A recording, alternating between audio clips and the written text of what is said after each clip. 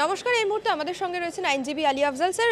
প্রথমে যেটা বলবো যে কুণাল ঘোষ একেবারে রাজ্যপালের সঙ্গে দেখা করলেন এবং প্রেস কনফারেন্স করে বলছেন যে কেন্দ্রীয় সরকারকে আরো সক্রিয় হতে হবে, যথাযথ ব্যবস্থা নিতে হবে এই বাংলাদেশের যে ঘটনা ঘটছে তার জন্য। কুণাল ঘোষ, এই কুণাল ঘোষ এই রাজ্যপালের নামে মহিলা অভিযোগ দিয়েছিল, মহিলা অভিযোগ করেছিল, তখন টিভি ফাটিয়ে ফেলছে। রাজ্যপাল মহিলা সংক্রান্ত কেসের আসামি ফাটিয়ে ফেললো। ওদের দিদি বললো, বাবা রে আমি রাজ্যপালের কাছে যাব না, কোথায় শ্লীলতাহানি হয়ে যাবে।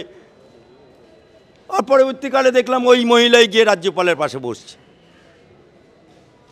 এদের মুখ না পেছন ভগবান জানে, আল্লাহ জানে।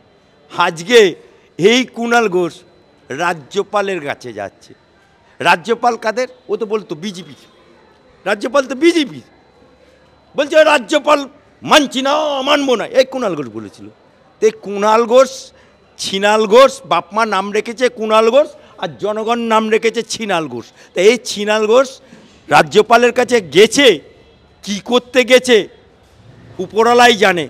লোককে বলছে যে আমি বাংলাদেশের জন্য গেছি, আসলে কি করতে গেছে, বিজেপিতে জয়েন করবে সেই জন্যে রাজ্যপালের সাথে দেখা করে সরু লাইন করতে গেছে কিনা সেটা দেখার বিষয়। মমতা বন্দ্যোপাধ্যায় কিন্তু সেখানে বলছে যে যারা বলছে সে বাংলাদেশ থেকে এসে কলকাতা দখল করবে, আমরা কি লেমন জুস চুষবো? কি বলছেন? আরে লেমন চিস, তুই তো আমরা আটি চুষিস, লেমন চিস কেন চুষবি? অত যদি দম থাকে, অত যদি সাত্বিক ব্রাহ্মণ হোস, তাহলে বাংলাদেশের বুকে যে অত্যাচারগুলো হচ্ছে সনাতনীদের ওপর, তাহলে তোমার লোকেরা আজকে রাস্তায় নামছে না কেন? গাজায় কিছু হলে তখন তোমার তৃণমূলের লোকেরা রাস্তায় নামে, লম্বা টুপি গোল টুপি পরে রাস্তায় নামে। প্যালেস্তাইন হলে রাস্তায় নামে, মোমবাতি মিছিল করে। তোমার বুদ্ধিজীবীরা কোথায় গেল? বুদ্ধিজীবীরা কি হারিয়ে গেল? মোমবাতি কি হারিয়ে গেল? নামো, রাস্তায় নামো।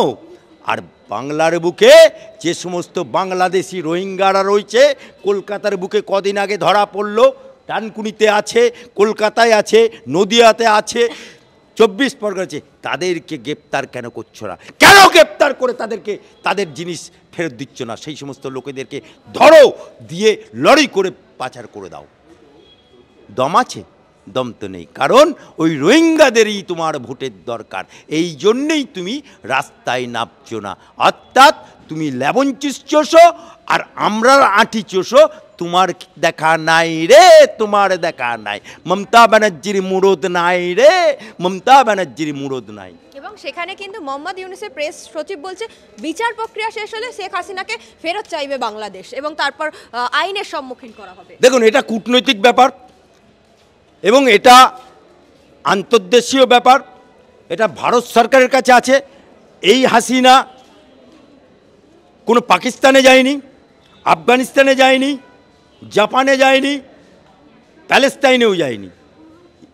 এই হাসিনা মমতা বুবুর কাছেও যায়নি, মমতা খালার কাছেও যায়নি। অথচ মমতা ব্যানার্জি ওদের জয় বাংলা স্লোগানটা, জয় বাংলা বলে ধার করা স্লোগান, মমতা খালাকে বিশ্বাস করেনি, মমতা আপাকে বিশ্বাস করেনি, মমতা বুবুকে বিশ্বাস করেনি হাসিনা। তাই মমতা ব্যানার্জি, সেই হাসিনা বুবু মমতার কাছে না থেকে সে মোদির কাছে আশ্রয় নিয়েছে, মোদির কাছে আশ্রয় নিয়েছে সেফটি, সিকিউরিটির জন্য। তাই মোদি ঠিক করবে যে তাকে পাঠাবে কি পাঠাবে না। এটা ইন্টারন্যাশনাল ব্যাপার, অর্থাৎ কেন্দ্র সরকার ঠিক করবে। এখানে মমতা ব্যানার্জির কিছু করার নেই, আঙুল চোষা ছাড়া আর কিছু করার নেই।